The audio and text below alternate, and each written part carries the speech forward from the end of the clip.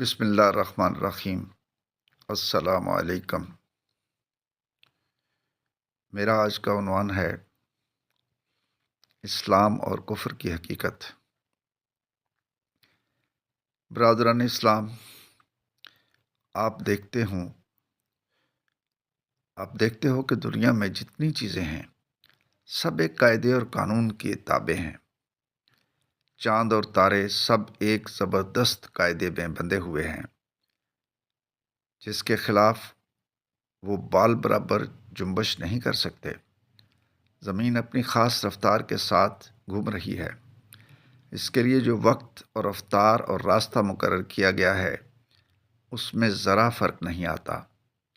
پانی اور ہوا، روشنی اور حرارت سب ایک ضابطے کے پابند ہیں۔ جمادات، نباتات اور حیوانات میں سے ہر ایک کے لیے جو قانون مقرر ہے اس کے مطابق سب پیدا ہوتے ہیں، بڑھتے ہیں اور گھٹتے ہیں، جیتے ہیں اور مرتے ہیں۔ خود انسان کی حالت پر بھی آپ غور کریں گے تو آپ کو معلوم ہوگا کہ وہ بھی قانون قدرت کا تابع ہے۔ جو قاعدہ اس کی زندگی کے لیے مقرر کیا گیا ہے اس کے مطابق سانس لیتا ہے، پانی اور غذا اور حرارت اور روشنی حاصل کرتا ہے۔ اس کے دل کی حرکت، اس کے خون کی گردش، اس کے سانس کی آمد و رفت اس ضابطے کی پابند ہے۔ اس کا دماغ، اس کا معدہ، اس کے پھیپھڑے، اس کے اعضاء اور عضلات، اس کے ہاتھ، پاؤں، زبان، آنکھیں، کان اور ناک، غرض اس کے جسم کا ایک ایک حصہ وہی کام کر رہا ہے جو اس کے لیے مقرر ہے، اور اسی طریقے پر کر رہا ہے جو اس کو بتا دیا گیا ہے۔ یہ زبردست قانون جس کی بندش میں بڑے بڑے سیاروں سے لے کر زمین کا ایک چھوٹے سے چھوٹا ذرہ تک جکڑا ہوا ہے، ایک بڑے حاکم کا بنایا ہوا قانون ہے، اور سب اسی کے بنائے ہوئے قانون کی اطاعت و فرما برداری کر رہے ہیں۔ اس لحاظ سے ساری کائنات کا مذہب اسلام ہے، کیونکہ خدا کی اطاعت اور فرما برداری ہی کو اسلام کہتے ہیں۔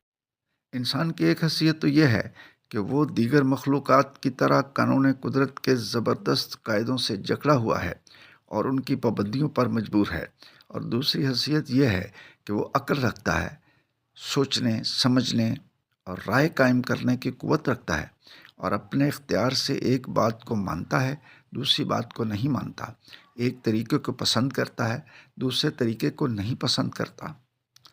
زندگی کے معاملات میں اپنے ارادے سے خود ایک ضابطہ بناتا ہے یا دوسروں کے بنائے ہوئے ضابطے کو اختیار کرتا ہے۔ اس حیثیت میں وہ دنیا کی دوسری چیزوں کی مانند کسی مقررہ قانون کا پابند نہیں کیا گیا، بلکہ اس کو اپنے خیال، اپنی رائے، عمل سے انتخاب کی آزادی بخشی گئی ہے۔ انسان کی زندگی میں یہ دو حیثیتیں الگ الگ پائی جاتی ہیں۔ پہلی حیثیت میں وہ دنیا کی تمام دوسری چیزوں کے ساتھ پیدائشی مسلم ہے اور مسلم ہونے پر مجبور ہے۔ دوسری حیثیت میں مسلمان ہونا یا نہ ہونا اس کے اختیار میں ہے، اور اسی اختیار کی بنا پر انسان دو طبقوں میں تقسیم ہو جاتا ہے۔ ایک انسان وہ ہے جو اپنے خالق کو پہچانتا ہے، اس کو اپنا آقا اور مالک تسلیم کرتا ہے، اور اپنی زندگی کے اختیاری کاموں میں بھی اس کے پسند کیے ہوئے قانون کی فرما برداری کرتا ہے۔ یہ پورا مسلم ہے۔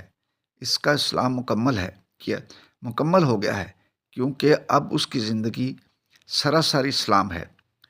اب وہ جان بوجھ کر بھی اس کا فرما بردار بن گیا ہے جس کی فرما برداری وہ بغیر جانے بوجھے کر رہا تھا۔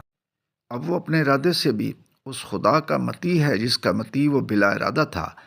اب اس کا علم سچا ہے، کیونکہ وہ اس خدا کو جان گیا ہے جس نے اس کو جاننے اور علم حاصل کرنے کی قدرت دی ہے۔ اب اس کی عقل اور رائے درست ہے، کیونکہ اس نے سوچ سمجھ کر اس خدا کی اطاعت کا فیصلہ کیا ہے جس نے اسے سوچنے، سمجھنے اور رائے قائم کرنے کی قابلیت بخشی ہے۔ اب اس کی زبان صادق ہے، کیونکہ وہ اس خدا کا اقرار کر رہی ہے جس نے اس کو بولنے کی قوت عطا کی ہے۔ اب اس کی ساری زندگی میں راستی ہی راستی، یعنی اچھائی ہی اچھائی ہے، کیونکہ رویے کیونکہ وہ اختیار اور بے اختیار دونوں حالتوں میں خدا کے قانون کا پابند ہے۔ اب ساری کائنات سے اس کی آتشی یعنی صلح ہو گئی ہے، کیونکہ کائنات کی ساری چیزیں جس کی بندگی کر رہی ہیں اسی کی بندگی وہ بھی کر رہا ہے۔ اب وہ زمین پر خدا کا خلیفہ یعنی نائب ہے۔ ساری دنیا اس کے لیے اور وہ خدا کا ہے، ساری دنیا اس کی ہے اور وہ خدا کا ہے۔ اس کے مقابلے میں دوسرا انسان وہ ہے جو مسلمان پیدا ہوا ہے اور اپنی زندگی بھر بغیر جانے بوجھے مسلم ہی رہا، مگر اپنے علم و عقل کی قوت سے کام لے کر اس نے خدا کو نہ پہچانا اور اپنے اختیار کی حد میں اس نے خدا کی اطاعت کرنے سے انکار کر دیا۔ یہ شخص کافر ہے۔ کفر کے اصلی بانی چھپانے اور پردہ ڈالنے کے ہیں۔ ایسے شخص کو کافر اس لیے کہا جاتا ہے کہ اس نے اپنی فطرت پر نادانی کا پردہ ڈال رکھا ہے اور اسلام کی فطرت پر پیدا ہوا ہے۔ اس کا سارا جسم اور جسم کا ہر حصہ اسلام کی فطرت پر کام کر رہا ہے۔ اس کے گرد و پیش ساری دنیا اسلام پر چل رہی ہے، مگر اس کی عقل پر پردہ پڑ گیا ہے۔ تمام دنیا کی اور اپنی فطرت اس سے چھپ گئی ہے۔ وہ اس کے خلاف سوچتا ہے اور اس کے خلاف چلنے کی کوشش کرتا ہے۔ اب آپ سمجھ سکتے ہیں کہ جو شخص کافر ہے وہ کتنی بڑی گمراہی میں مبتلا ہے۔ سید ابو العلا مودودی کی کتاب دینیات سے ایک تحریر۔